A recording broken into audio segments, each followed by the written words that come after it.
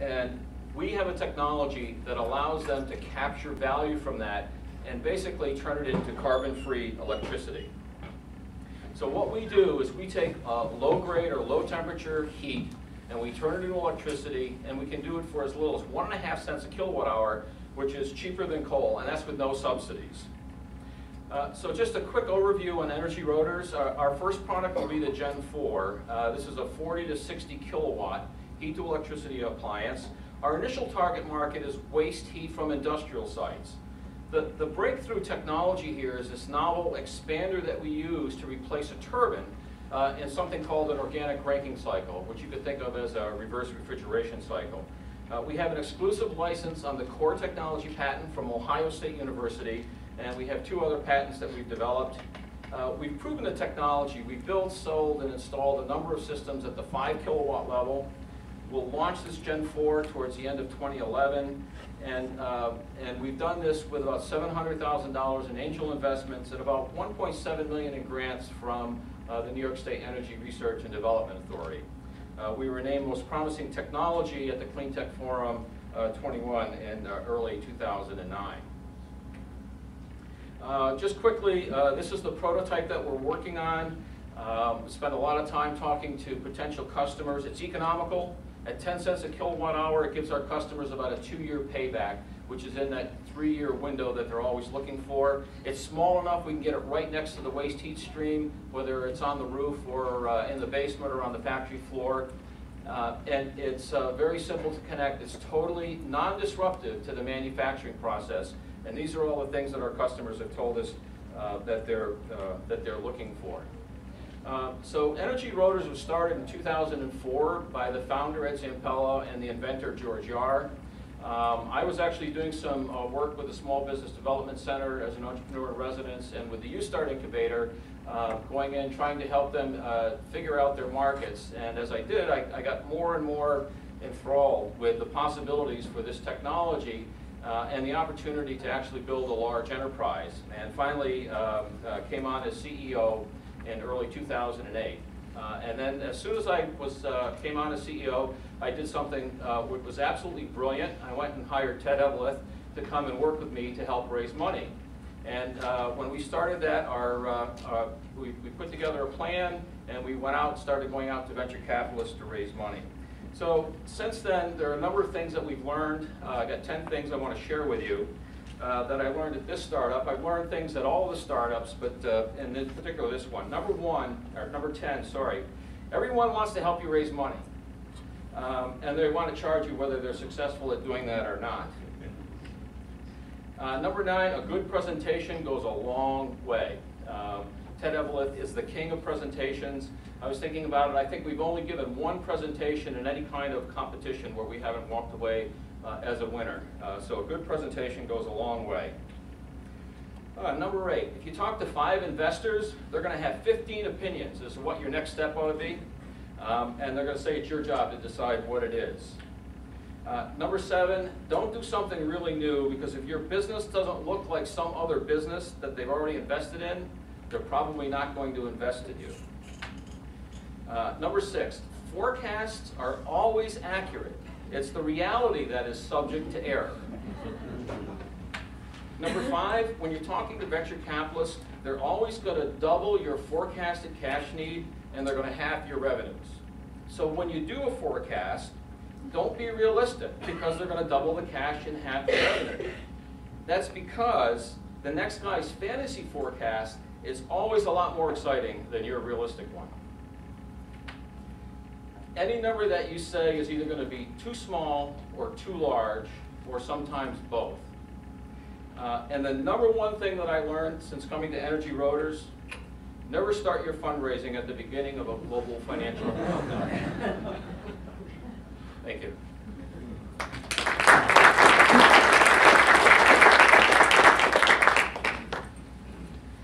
Those are some good lessons learned there, Mike. Our next speaker will be Evan Bayer. He is co-founder and CEO of Incubators Design, a biomaterials company that grows sustainable replacements for many of the toxic plastics that are poisoning our planet. Evan co-invented the micro-bond platform, a patent-pending technology that uses a growing organism to transform agricultural byproducts into strong composite materials. These materials are 100% compostable, made with a fraction of the energy of conventional plastics. Evan has spoken about this and other environmental technologies around the world, including speaking appearances at TED Global, the World Economic Forum, that was recently, PopTech on CNN, and at the International Picnic Conference. Evan received a dual mechanical engineering and product design degree at RPI. Thank you. You mind if I talk out here, actually? Use one of You want me to use one of these mics? All right. Great. I didn't prepare any slides today. I'd just like you to look at me. So I'll tell you a little bit more about Incubative and what it is we do, and then I want to be a little contrarian and challenge some of the great wisdom we've heard so far, because this wouldn't be a good panel otherwise. So in 2007, myself and another student, Gavin McIntyre, discovered an organism whose body you can think of as actually a living polymer. This is mycelium. It's the root structure of mushrooms. And what's sort of unique about this organism is that it turns lignin or cellulose, low-value agricultural waste products, into something that actually performs a lot like plastics. What was also unique about this discovery is that human beings have been working with mushrooms and mycelium for hundreds of years. And it's not like someone couldn't have done what we're doing 20, 30, 40, 50, 60 years ago. It just took the right situation to actually ask the question of, what if mushrooms aren't food, but they're actually a building material? And that's what we did. And being a Cleantech startup, we realized we had a real challenge on our hands. Because unlike founding a Twitter or a Facebook or a Yahoo, to take something that's Cleantech, that's in the real world, that deals with mass flows and energy flows, typically requires significant development and resources. And the first lesson that we learned that I think is really powerful, which I've heard echoed here, is you really need to find ways to bootstrap your Cleantech enterprise. And federal funding, state funding grants, and business plan competitions are all a great way to do that. It provides you with early validation for your technology, and it provides you with non-dilutional funding to prove out your technology. And we had good success. In fact, we received our first support from NYSERDA to begin development of our product.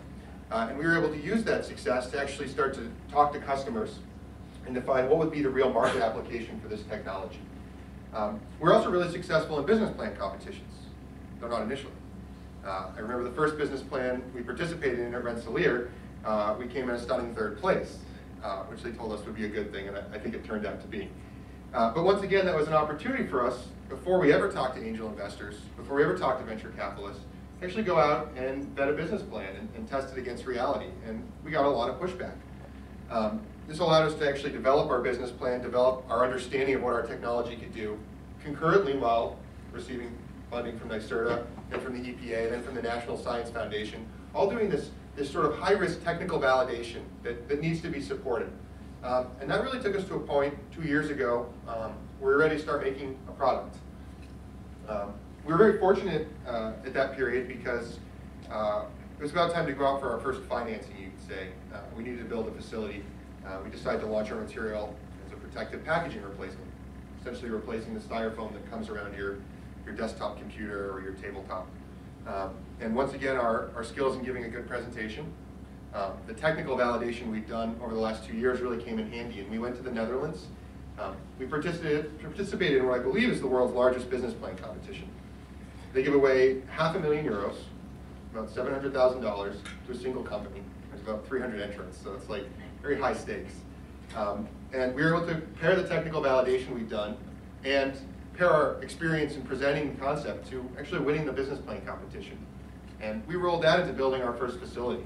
So when we finally went out to raise financing last year, we had customers, we had a manufacturing site, we had a technically validated we had a technology that had been validated, and we were really looking to scale the process. And as an entrepreneur, your most expensive dollars are the first ones, when you're at the concept stage, and you really want to avoid paying for technical validation with equity.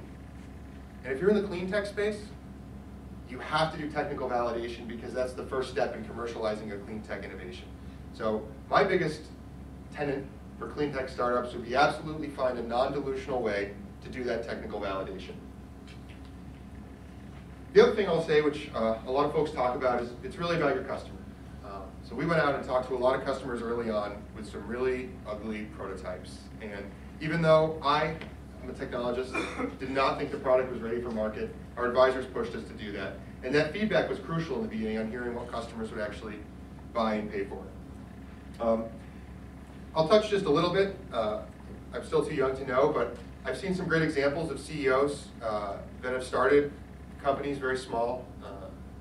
Michael Dell and Steve Jobs are examples of this, and have gone on to lead what can only be classified as some of the world's biggest billion-dollar businesses. And while I agree, sometimes the best thing for a founder to do is step down and become the chief technologist or leave the business entirely. Evan Williams of Twitter has just stepped down from his role there. It was probably a good choice. But I still think we need people to build businesses with a vision that they're going to build a billion-dollar business that's going to change the world. And if you're an entrepreneur building a Cleantech company, I think it's important for at least some of you to have that vision. Even if you discover that the right choice for your company is to step down. And the other thing I'll touch on is, I do think it's really important in some cases to do something really radically different. Because while doing something that's like what other people have done is safe and makes analogous funding opportunities, you can also provide the biggest value by doing something that's disruptive. And this is really true in the case of Incubator. I think our biggest advantage is we're doing something disruptive. We can take a radically low-cost substrate, we can use a growing organism to transform it into a material that has the same price point as plastics, the same performance points as plastic, but is home compostable. That's a great value proposition. What's really scary when we go and talk out to businesses, we're using a growing organism, we're growing things, we're not manufacturing, what do you mean it takes 5 days in the dark, and what is this mushroom thing you're talking about? You know, that's really scary. So you do get trapped between that being our biggest strength and our biggest weakness. But if you go down that path and you're able to pass the hurdles of technical validation, you can really make some real value for yourself, for your company, and in the Cleantech space, really for the planet. So I'll wait for the panel to say more. Thank you. Thank you, Evan. Excellent introduction, Evan. I think, as you can see, we do have a pretty diverse group of panelists here, so you're going to get all kinds of different views and opinions on what we should be doing next. Our next speaker is Mike Shimazu. Mike manages several programs in the Innovation and Business Development Group at NYSERDA to increase the opportunities for clean technology companies to commercialize new products and grow their businesses. He has more than 20 years experience in technology commercialization at the intersection of startup companies, universities, and government. He has first-hand experience. He has actually co-founded and was corporate officer at Molecular Optoelectronics Corporation, an optical components company where he raised more than $27 million in venture capital and launched several profitable new products. He has advised several technology startups as a consultant and business development director at RPI, and held positions in technology-based economic development in New York, Massachusetts, and Hawaii. Boy, Hawaii, I did not know that one. Mike holds a bachelor's degree. He holds a bachelor's degree from MIT and a master's degree from RPI. And I do also want to say that these events, the bootcamp events that we've been hosting, is actually sponsored through our iCLEAN grant that is actually funded through NYSERDA, which Mike Shimazu manages.